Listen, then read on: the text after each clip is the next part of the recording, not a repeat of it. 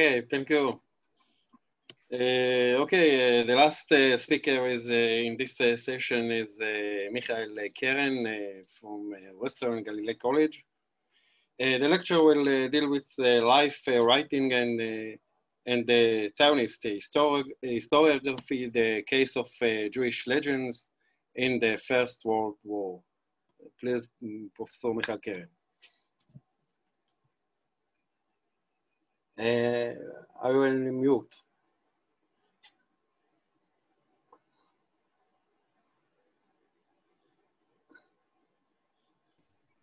Didn't you prefer me talking on mute? Okay. Okay, good. So, good evening.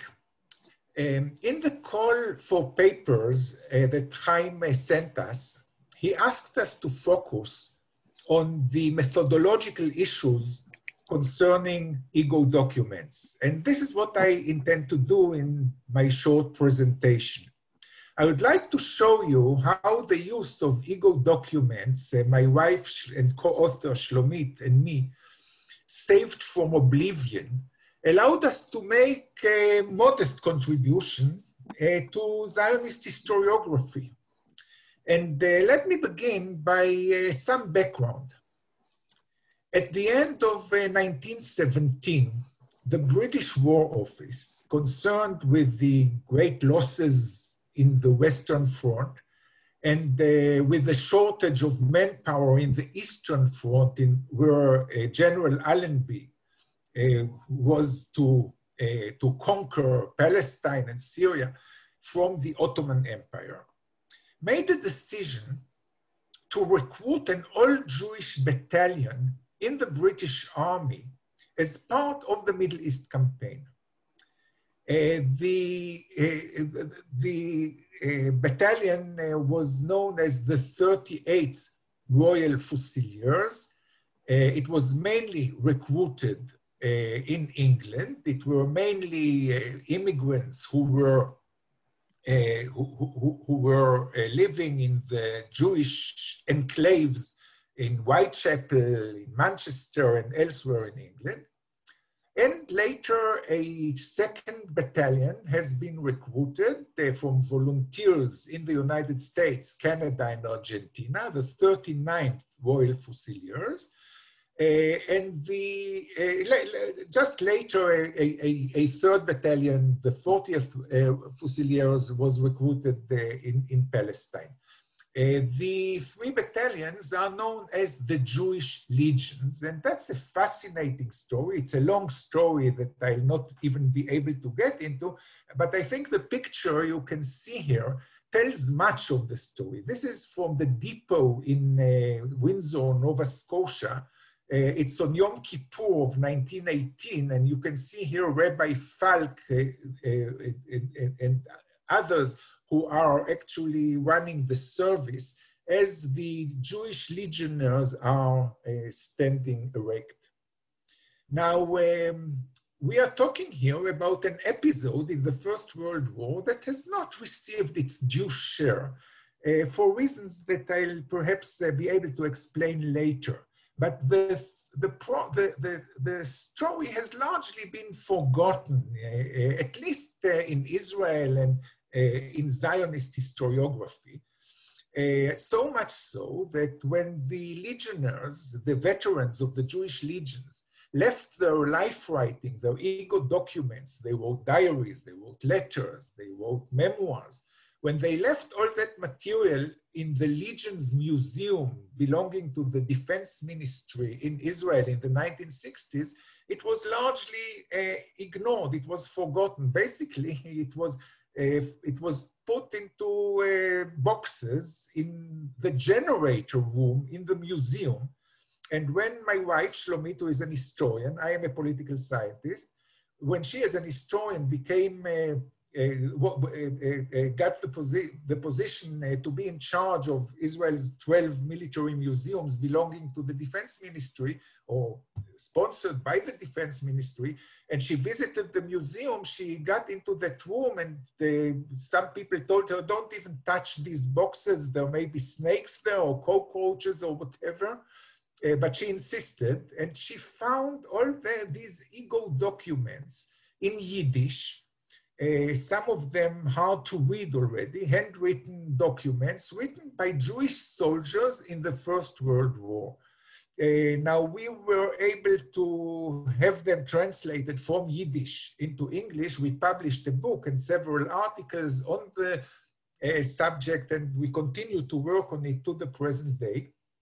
And what I would like to tell you now is how these documents allowed us to make that minor contribution, as I say, though a modest contribution to Zionist thinking. Now, first of all, why were these soldiers forgotten in Zionist historiography? Well, I think it's quite clear. The poster boys of Zionism are people like Moshe Dayan and Yigael Alon, Hebrew-born, Israel-born, Hebrew-speaking young new Jews, young soldiers, and so on and so forth. And here we are talking about legionnaires who were basically tailors and shoemakers and engaged in other Jewish professions in Whitechapel or in Detroit or in New York or in Buenos Aires or in Montreal. They spoke Yiddish, they wore British uniform, and when they came to Palestine as part of the of Allenby's multinational force, they were not considered very seriously, as I've just shown by the example of the way in which their ego documents have been treated. Now, let me just show you. Just a minute, sorry.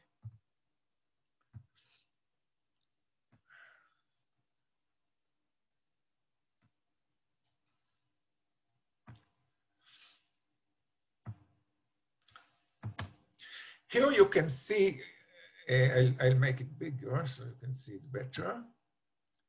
Here you can see a recruitment poster to the Jewish legions in Yiddish, in which the daughter of Zion is calling upon the recruits to come and help her get back the promised land. Now this is indicative because it may allow me to, again, to tell you in shorthand almost, the main research question that we were concerned with in this study. You see, the question we asked ourselves based on these ego documents was, what does it mean in terms of the consciousness of an individual soldier writing his diary or writing letters to his family abroad? What does it mean to be a tailor? They were sometimes called Schneiders because of the traditional Jewish profession of being tailors. What does it mean for a young tailor recruited into the British Army who becomes a liberator of the Holy Land, of the ancient land of Israel? Now, the propaganda in the First World War emphasized very much the idea that Jewish soldiers are participating in the liberation of the Holy Land. The commander of the Jewish legions, Colonel Patterson, who was an Irish Protestant, was very much into it. The rabbi, the chaplain, who was Rabbi Aryeh Falk, emphasized the idea that you are now the liberators of the Holy Land. Look at this poem that was published in a New York Jewish paper when one of the regiments left New York for the depot in Nova Scotia. Awaken, O Jerusalem, thou city of the King, the Lord God of Israel has wrought a wondrous thing. Through centuries of mocking, through centuries of shame, he comes to raise thee from the dust and build again thy name. Now, what does it do to a soldier? What does it do in terms of the consciousness of the individual soldier based on the ego documents we have saved from oblivion, as I say? Now, here you can see a very interesting ego document, a poster, well, basically a cartoon drawn by one of the legionnaires. You can see his own self-image. It says here Yiddischer Legionär in Yiddish. You can see that he doesn't look like the poster boys of the Zionist revolution in his own mind, but he receives now the sword from Yehuda HaMaccabee, from Judeas Maccabeus. He is now the liberator of the Holy Land, 2,000 years after the land has been taken away from us. And the main finding, I would say, of our study of these ego documents, and I'm talking now about long diaries and lots of material, mainly in Yiddish, our main finding was the following. We found that these soldiers who were not versed in Zionist ideology, some of them, as you'll see in a minute, were not even particularly versed in Jewish studies and so on, but they had Jewish education or some kind of Jewish education.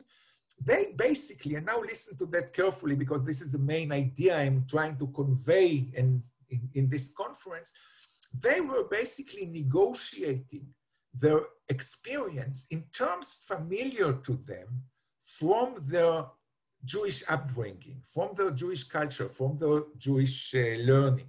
For example, this is an English legionnaire who speaks about, about his driving in trucks, in open trucks in the Sinai desert.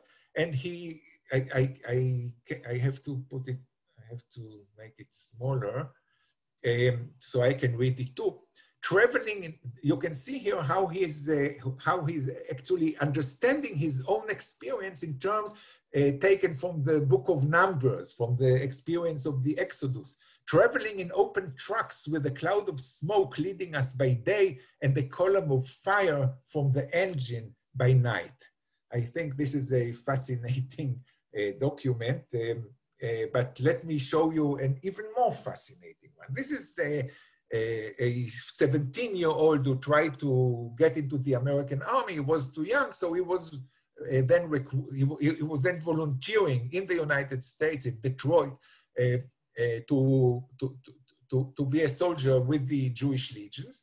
And he wrote, I think, 23 books, which, I mean, his diary consists of 23 long books. That was quite an experience to read it, and then to annotate it and to publish it, of course. And here is his description of a day in the camp in Palestine already. And listen to the nuances here. The march started at 5 minutes after 8. Colonel Samuels and his adjutant rode in front. 2 blue stars of David decorated his shoulders. They immediately put me in mind of King David riding into his victorious battles, and his captains reminded me of the Jewish commanders of thousands and commanders of hundreds, because everyone, with a few exceptions, were Jews. For several minutes, I thought that our redemption has already come and that the colonel was the Messiah.